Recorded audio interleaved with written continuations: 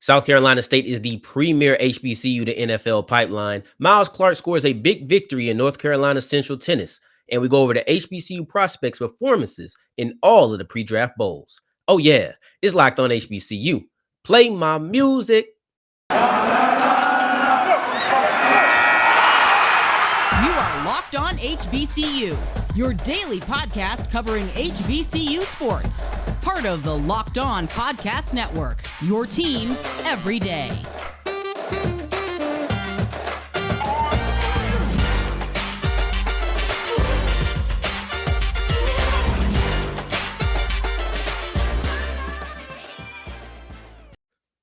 What's going on, family? Welcome back to another episode of the Locked On HBCU podcast, your number one daily one-stop shop for everything HBCU athletics, Monday through Friday, part of the Locked On Podcast Network, your team every day. Thank you if you're joining us for the first time or the second time, because we are still new to YouTube, and I want to give a special shout out to our audio listeners too, because y'all been holding it down for a while.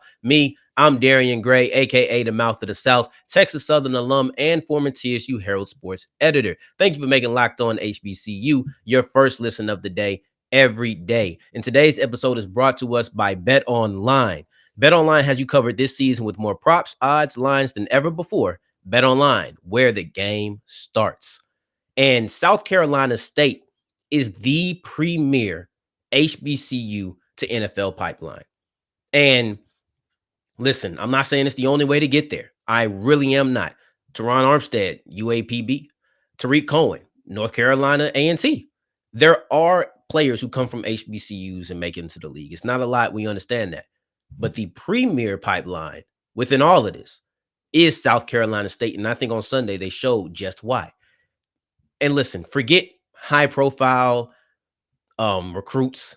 Forget big time transfers. Forget all of that. And trust me, I'm not taking any shots because those things do matter. But for right now, just forget them. Take them out of there. Because what really matters is getting to the league. Over everything else, that's what matters. It doesn't matter if you're a 5-star out of Texas. It doesn't matter if you're a unranked guy out of Kansas. The goal is to get to the league. And at an HBCU, we're talking HBCU to NFL. That's the goal. Point blank, period, right? At the end of the day, that's all that matters. I understand from a team perspective, you want to have wins. I understand you want to continue to get recruits because recruits lead to more wins. You would assume higher recruits are going to be better players. I get that from a team perspective. But from an individual, there's nothing else that matters. That's what getting there. I understand you want to win. Yes. I want to get to that league.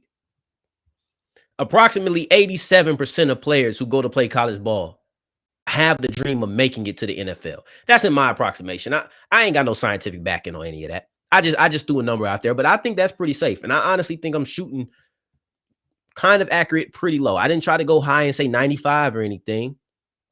But I know me, when I was playing high school ball, once I realized I wasn't trying to go to the NFL, I didn't even think about going to play college ball.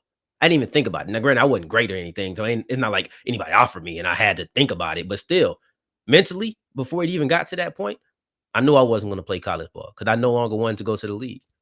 That's what I was doing. If I wanted to go to the league, I wasn't just playing for fun. Then I started playing for fun. But I wasn't going to college and playing for fun. That just wasn't going to be my thing. So if I'm going to an HBCU and the goal is to get to an NFL team, I'm going to South Carolina State because they are number one right now. Right now, I'm not talking about what's going to happen in the future because there's way too much instability and a lot of things are bubbling. And I think that you see Deion Sanders at Jackson State. You see Hugh Jackson. People love Hugh Jackson. People really seem to love Hugh Jackson at Grambling.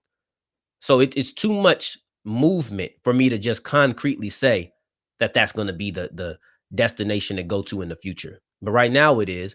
And if you want to talk about the past, which we're not focused too much on, but they're tied with a couple of other schools for the most Hall of Famers in the NFL to make it out of an HBCU. The history's there. The present is there. But let's focus on that present because that present includes Darius Leonard and Javon Hargrave. Those two players were at the Pro Bowl. And say what you want to say about the Pro Bowl. Call it out for the lack of intensity. Call it out for being a popularity contest. All of that stuff. You ain't popular if you're sorry. You're not. the 37th player on the team, the 45th player on the team, they're not making the Pro Bowl. People don't know them. They're not popular.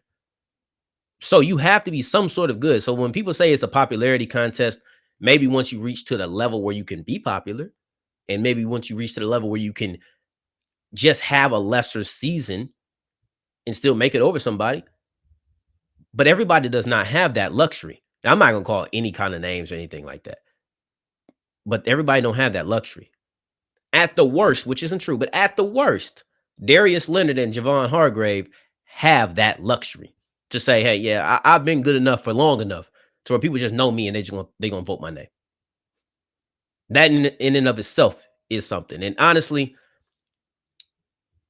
I think that it's a recruiting tactic over everything else, because you go in there, you sit down, you give your spiel X, Y, and Z, but at the end of the day, when it's time to show and prove, you can point to Leonard, who is honestly has an argument for the best linebacker in the business. He's one of them. He has an argument for the best. Javon Hargrave, you point to those guys and you say, look what we put out, especially on the defensive side of the ball. But look what we put out. It's that simple. And it's I'm a substitute teacher, right? So that's the only reason I really even got this poll on right now, because I didn't feel like changing. And I had Texas Southern on it. So if you're on the YouTube channel, you can see that. But I'm a substitute teacher. And today I had an incident where basically I was talking to this kid about the cycles of behavior between them and another student, where you do something, it gets that, and then that happens, and that happens, and that happens. And that's the same thing here. Players see South Carolina State players in the NFL. They say, come to South Carolina State. They go to the NFL, then the next kids, then the next kids, then the next kids. That's how it goes with recruiting. I mean, that's not exclusive to South Carolina State, but in this situation of being a pipeline, that's what we're talking about. That's what we're seeing. And it's one of the best recruiting tactics, because they know. Look at Darius Leonard. If I'm a linebacker and I'm saying I'm going to an HBCU, let's say I'm deciding to make that, right? Some people feel like, oh, I got to, or I'm just making that decision. Why wouldn't I want to go to South Carolina State? Why wouldn't I? They produce that. That's me. That's me. That's my thought process, right? And as long as that cycle continues and it keeps rolling, it keeps going, then I think you're going to start seeing situations where that statement I said earlier, where we don't know where the future is headed, because we don't. I'm not that so Raven or anything. I have no clue where the future is headed. But if they keep putting up talent like this, they might not be the premier. Things can change. I won't concretely say that. But they keep doing things like this, they will be one of the premier. There might be rivals that they have, but they will continue to be one of the premier destinations and one of the premier HBCU to NFL pipelines. So that's how you solve that. That's how you take what seems to be unpredictable and you put it into your own hands. It's really that simple. And going forward, I want to talk about a big time victory in tennis. I'm excited about that. Y'all know me. I'm excited about that. I want to talk about a big time victory that North Carolina Central had over Wake Forest. One member, not the whole team, but one member over Wake Forest. This is really exciting. But first, I want to tell you about Bet Online, because football season is coming to a close, and I miss it. I miss collegiate football. I miss talking about football games to the HBCU landscape. So I'm going to miss after Joe Burrow and Matt Stafford duke it out. You got Cooper Kupp versus Jamar Chase. Go to betonline.net right now and put down your money on some player props. Put down your money on where the next fired head coach is going to go. I think we filled them all up earlier today or yesterday with Dennis Allen going to the Saints, Lovie Smith going to the Texans. I don't think either are completely official at the time of recording, but whatever. Put your money down on some player props. Put your money down on the game. The big game is coming. But if you're not a football fan, that's fine. John Morant been going crazy. Put some money down on him. They do boxing, UFC, basketball, hockey, everything at betonline.net. They're the best in the business. So what else could you expect, right? Bet Online, where the game starts, is the fastest and easiest way to wager on anything that you want in sports, or even your favorite Vegas casino games. Sound like an easy choice to me. All right, as we keep on rolling on today's episode of Locked On HBCU, it's Super Week, brought to you by Get Upside. Locked On NFL, Locked On Bengals, and Locked On Rams are all live on Radio Row in LA, looking so fine and so fine. All right, so get all the coverage you need for the big game with those three podcasts. It's not anything you want to miss. Trust me on that. And thank you for making Locked On HBCU your first listen of the day every day. And today's word of the day is admonish, meaning to express warning or disapproval to someone, especially in a gentle or earnest manner. So We're talking about Miles Clark out of North Carolina Central tennis team, and he just handed Wake Forest's Rrezart Cungu his first loss of the season.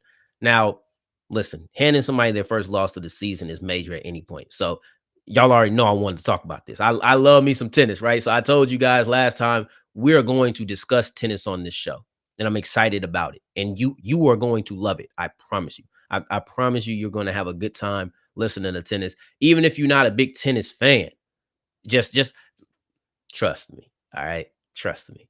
And when I say this, I had to talk about it because I talked about supporting tennis. I talked about supporting tennis as an HBCU community. So part of that is for moments like this. Now, obviously, this game was in Wake Forest, or this match was in Wake Forest, so I don't expect anybody to travel or anything like that. But when they're close to your home campus, go check them out because I want to highlight how good of a win this is or how impressive of a win this is by first highlighting Cungu. And we're going to get to Clark in a second. But first, I want to talk about Cungu because Wake Forest is the number 10 team in the nation in tennis. All right. And he's the number 1 seed. They kind of have a revolving door going on where sometimes it's this guy, sometimes it's that guy. And they just keep going through it and through it. And it's not a situation where every week or every match it's the same guy. But Cungu is undefeated. He's been first, second, and third seed, right? He's one of the best players. He's never been lower than that. There's only 3 players who haven't been lower than that, and he's one of them. He's competing his second match at first seed, and he lost it. So we'll see if he comes back after that. But he was 1-0 coming in. He was 9-0 total, and Clark was able to end that O. Somebody's O had to go, right? But overall, you look at Cungu, who he has lost 5 matches, including this in the last year and a half. He doesn't lose many single matches. That's the point. Is that this is a guy who's been really good for a while. He's had a really consistent career. He lost a lot in, I think, his sophomore year. It was like 15 losses in that season, and it was really a bad year for him. But he has 28 total. So he's lived and he's learned and he's improved from where he lost 15 games now, or 15 matches, excuse me. Trying to get into the mindset of saying matches instead of games when we talk about basically everything else. But yeah, that's who Cungu is. He's one of the better players there. And when I look at him knocking off the first seed for the number 10 team, you know that's quality. But Clark isn't somebody who we're shifting over to North Carolina Central side. Clark isn't somebody who's ever shied from the competition. He's a 5th-year senior. And when I look at his other victory, because right now he's 2-2 on the year in singles play, both of the victories came against the ACC. He would be undefeated the rest of the year if he just got to face the ACC. I'm sure that he's asking coaches like, you sure we can't knock off of North Carolina or something? You know, I might have to call Candace Cooper like, hey, a boy's knocking off them ACC people now. You hear me? Like, that's what's going on. I have to get on there just to talk tennis. Y'all want to see the mouth of the South? Hop on Locked On ACC and talk tennis? Now that would be crazy. That would be crazy. I don't know if I'm ready for that. I don't know if I'm ready for that. That's a crazy moment. Anyway, I'm just in here venting to y'all. I'm just writing in my diary type. I'm writing in my journal, right? But overall, when I look at it, I say he's raised his level of play when it's come to a higher level of competition, seemingly, right? Both of his victories, he's 2-2. Both of his victories come against the ACC. Both of them come when stepping up, and both of them come in 3 sets. There's some similarities between both of these matchups. He beat Wake Forest and he beat Duke, or a player from Wake Forest and he beat Duke. And he's not like Wake Forest members. It's no revolving door. He is the number 1 seed, has been the number 1 seed, and has never been anything lower than the number 1 seed for North Carolina Central. And when I follow it, I follow his path to victory.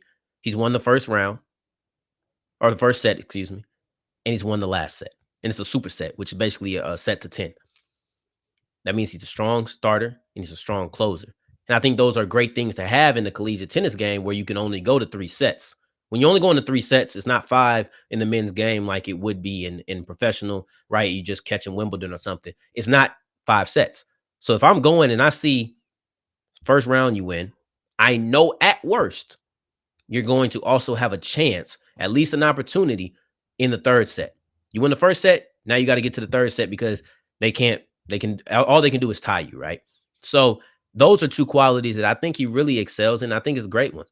If you can win the first set, you can win the 3rd set, you won the match. It's just that simple. And he is the lone bright spot for North Carolina Central because they didn't win any other games in that or matches in that team. They ended up losing 13-1, so it was bad. But he is the lone star, right? The lone star, like he's from Texas, he's from California, but he's the lone star on that tennis team. And it's really crazy when you think about it and you look and you say, man, he's doing this against those guys. But overall, North Carolina Central just isn't doing well in tennis. Maybe we'll see once he gets in the conference play, and then we'll see what they're doing. But this is definitely a guy to watch. Miles Clark, he was a second team or second or third team all MEAC last year, and he definitely seemed to take the step up. And going forward, I'm going to have a friend on. I got Gerald Huggins coming on to discuss the HBCU prospects and how they performed in the pre-draft bowls because listen, it's not just a couple of players, it's a lot of guys, right? So when I'm looking at it, I want to talk about them and I want to just ask his point of view on who was the best. So we will see that. With the ever increasing makes and models of cars going and going and going, you go to the auto parts store and all of a sudden they're telling you it's going to cost $500 to fix your car and you're like, "Really? This feels like a simple fix. Why does it cost me $500?" Don't worry about that anymore. Don't go to them. Stay at home. You don't even have to get out. Stay in your pajamas. You know what I mean? Act like you on a Zoom call and just have a shirt on.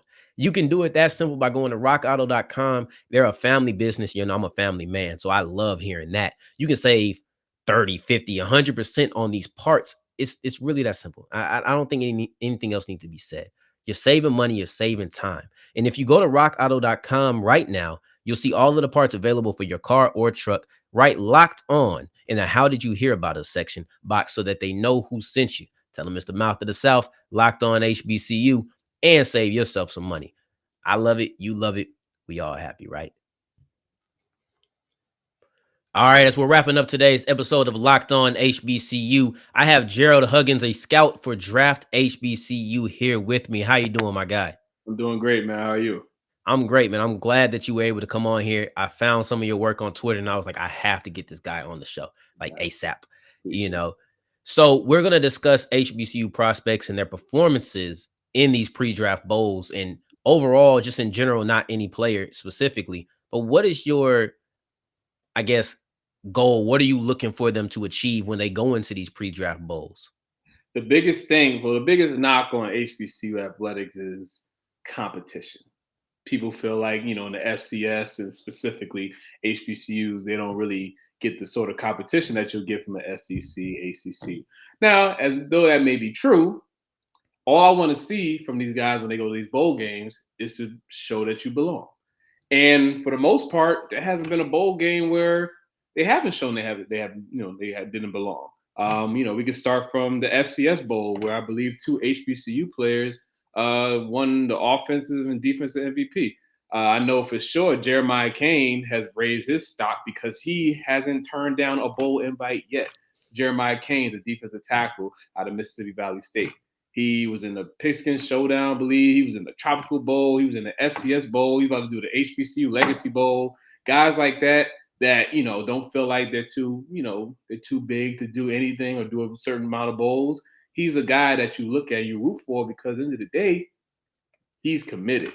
He's like, listen, I know I went to HBCU. I know how this is about to go. So I got to do every bowl possible.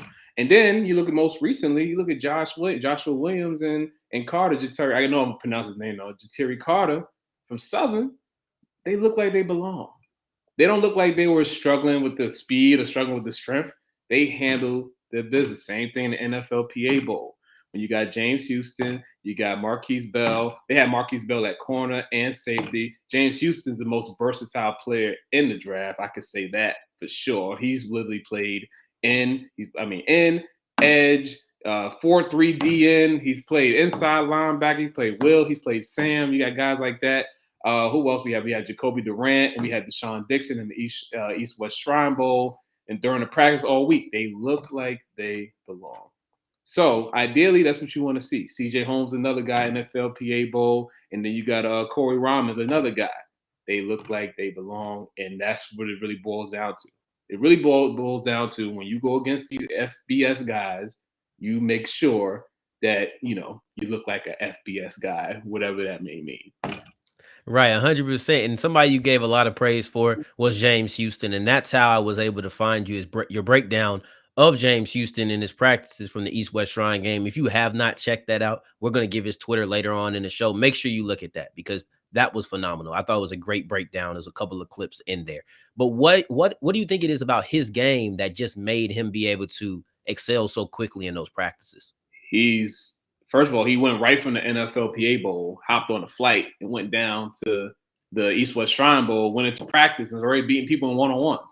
That's just the kind of guy he is. He'll get off the bus, and he's that guy you look at. I mean, 6 foot, 240. I think he got like an 80-inch reach, which is crazy for 6 foot. That's why he's able to play outside linebacker effectively because his arms are long, his hands are violent. He has an amazing get off, and he's versatile. He could do it from every position in the front seven except for interior defensive line. But he could play the 5 technique. He could play the wide 9. He could play in the 6. He could play a Sam, Will. He could play in the Mike in the 3-4 scheme or the 4-3 scheme. He been now. The only thing he might get caught up a little bit, he flies upfield a little bit when it comes to the run, but you can fix that. He's just athletic. He beats a lot of his blocks with athleticism, but that doesn't mean he's not strong too. I've seen him go against base blocks and knock tight ends back, knock tackles back. I've seen him be able to just do a 1-2 counter, come back inside with the quickness here, have offensive linemen doing on their skates. So his versatility, and he's just such a violent pass rusher. I love to see violent hands, violent shoulders, violent hips, quick twitch when you pass rushing. He has the full arsenal. He's been working with, I believe he's working with Chuck Smith out there in Atlanta, Georgia. Like that's one of the top pass rush gurus in the country. So he's doing everything he needs to. Deshaun Dixon's been working with them as well. Actually, so is Jeremiah Kane. So these guys they're getting the reps, they're getting the preparation, they're ready. James Houston, this might be, I think barring any setback, he might be the first HBCU guy off the board. That's a hot take. I haven't heard that one. Hey, listen, I had first for me it was Marquise Bell. Then right, I want to talk about him.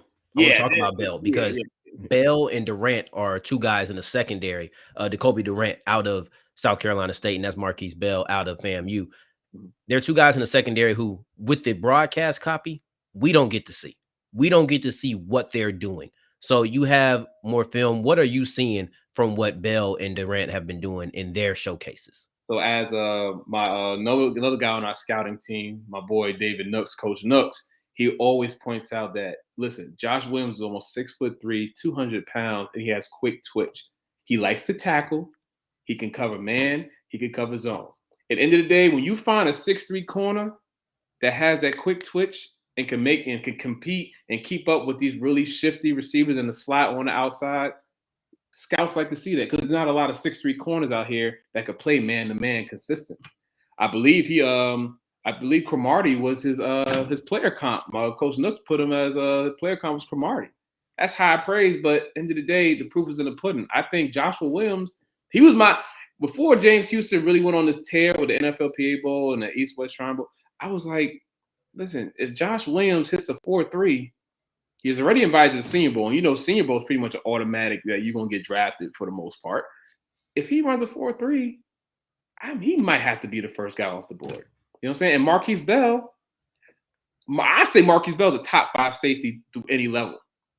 There's really not too many weaknesses there. Now, he probably could work on his man-to-man, but most safeties aren't the best in man-to-man. So, At the end of the day, he could drop into his coverages. He loves to hit, and he doesn't miss a lot of tackles. You can see it. He doesn't miss a lot of tackles, and he shows up. People rally behind him. You can work with a guy like that on your team. So, I love those 2 guys. I feel like those are 2 of my top 8 that's going to get drafted for sure. You know what I'm saying? Okay. So, I mean, I would say, Joshua Williams, James Houston, Deshaun Dixon, Carter from Southern, Jacoby Durant. Jerry Garner is another guy that I'm sneaking in there because he killed the HBCU comma. Jerry Garner. Yeah, he did. I was there. Mm-hmm. You said something. You said something right there, though. You said that Bell and you said that Williams are 2 of your 8 that you think are getting drafted. So is that I'm gonna put you on the record? Are you going to say that you think 8 HBCU prospects are getting drafted this year? At least bare minimum 5, a Okay. max of 10. I think we can work with that. I think we can work with that. After 0 last year, we can do 5, we can do 10. Let the people know where to find you as well after you say what you got to say, man. Yeah, listen, it's just too much. It's just so much going on with HBCUs right now. The spotlight is on. They're seeing these players. There's no way you can watch the tape of these practices going against FBS guys and you just can't put them in. It's just at some point, it's like, before it was like, oh, they ain't get the exposure. Now you see it. The proof is in the pudding. They're right here. And let me not, before I forget, I got to add these 2 guys. Okay. Akil Glass showed he might have had the best outing of any quarterback in all the bowl games outside of maybe Pickett from Pittsburgh. I think his name Kenny. And I'm just being honest with you. He had a really good show in the NFLPA. He looked like he belonged. And another guy, Al Young, cornerback, Jackson State. Why he's not in any of these bowl games, I don't know. But he was their best defensive back, second best defensive player. My personal opinion. Al Young, Coach Nooks, our scout for DB guy, he let me know, like, listen, Al Young is, Josh Williams, Marquise Bell, but you need to throw Al Young up there with him and Durant and Rahman. Like, he needs to be up there. He graded him really high. So I just want to throw that out there. But listen, a max of 10, minimum of 5. There's no way we don't get at least 5. All right, that's what we're rocking with. We're going to have to talk about that one. So where can the people find you on Twitter? Oh, so you can find me on Twitter on Gerald_Huggins, Gerald_Huggins on Twitter. And you can just look us up on Draft HBCU Players. And also, we have Draft HBCU Recruits. That's a way for us to get, high school recruits and, guys in the transfer portal that want to play at HBCUs. We connect them with historically Black colleges. And, hey, if they see something they like, they'll reach out to you and just make sure when they, when you get your scholarship, just tag Draft HBCU Recruits and we good to go. All love, man. I appreciate you coming on this show, man. No, it's all good, man. Listen, this is beautiful. It takes all of us to make sure that HBCU is in the right hands. So it takes people that actually know it and actually care to make sure it progresses to where it's supposed to be. All love to Gerald Huggins of Draft HBCU for coming on the show. I don't know about you, but I feel educated. Like, I feel like I learned something because he was really dropping gems about some of these players and giving some insight that you just would not know if you weren't at the practice. And make sure you're making Locked On HBCU your first listen of the day every day. And for your second listen, go check out Locked On Bets. Your boy Q and Lee Sterling giving expert analysis and insight to put some more money into your pockets. It's free game for big gains. It's truly that simple. In the meantime, in between time, y'all know where to catch me. That blue app, that bird, yes, Twitter at South Exclusives. Till the next time we hear each other, family, take care, stay blessed. Peace.